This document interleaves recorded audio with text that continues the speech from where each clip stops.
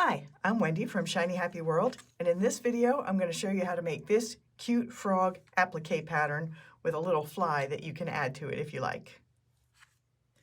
Okay, this is the video showing you how to assemble this frog pattern if you are using a light box. So first up, here's my light box set up.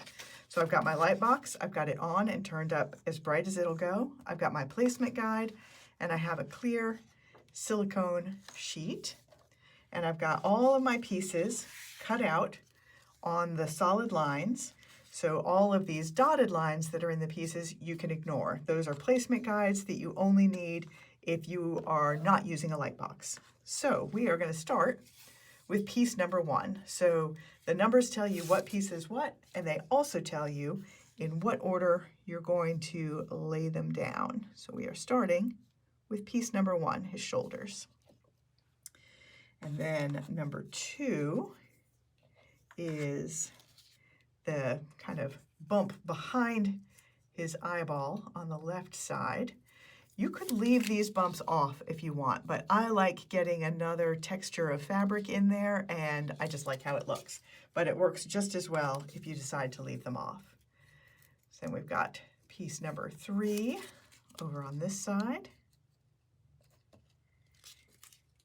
And then number 4 is the top of his head. So I said frog, but I actually, when I was choosing colors, thought of this more as a toad. So I've got him brown with some spots on him. So what was that? That was piece number, excuse me, piece number 4. So now we're going to do 5.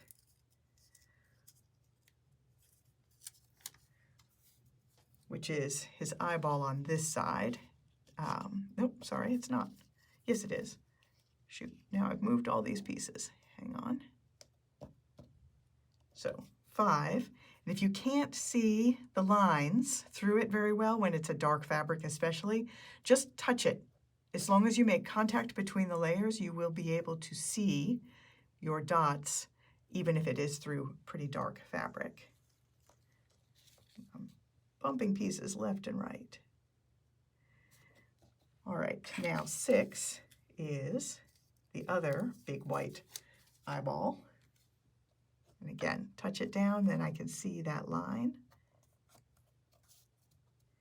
Now 7 and 8 are his pupils.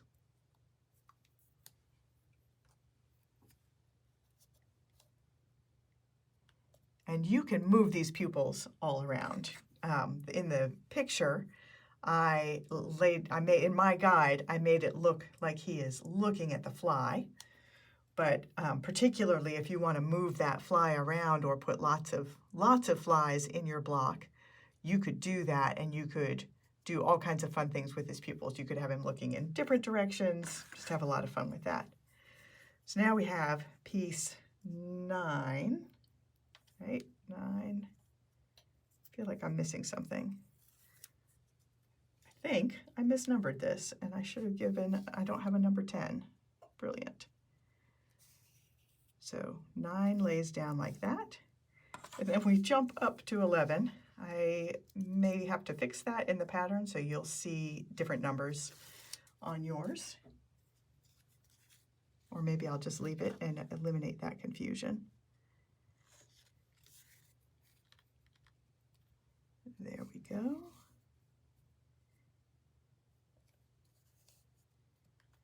And then 12 and 13 are the wings on this fly.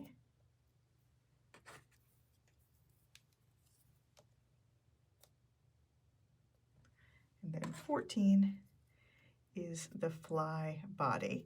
You could, of course, leave the tongue off if you wanted to and leave the fly off. I just think that it is super cute. There we go.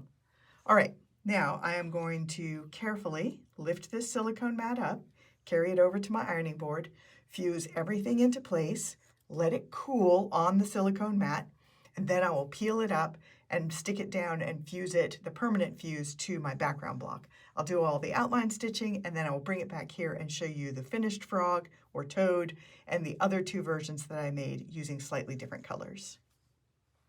Okay, here is the finished frog. I made this one in colors for a pets bundle that I'm working on, so bright greens and a pink background, but I made a couple of other versions. So this is a version that I made for a pond quilt that I'm working on, where the background blocks are going to alternate between two different shades of green and blue for the background blocks. So this one I made with the frog is all avocado blenders, and the background block is a blueberry blenders. So those are both from the Farmers Market collection, so they work really well together. And I did one more version. So in this one, I was thinking more toad than frog, and they still look really similar. Toads also have long, soft pink tongues that they use to catch flies. I do wish I had made his face a little bit darker now, just in this second, as I'm looking at it. I'm wishing that I had made the top of his face a little darker as well. But that is the frog that I made to go in a Woodland Critters bundle. So that is how you make the frog or the toad applique pattern. You can get it at shinyhappyworld.com. I'm Wendy, and I will see you next time.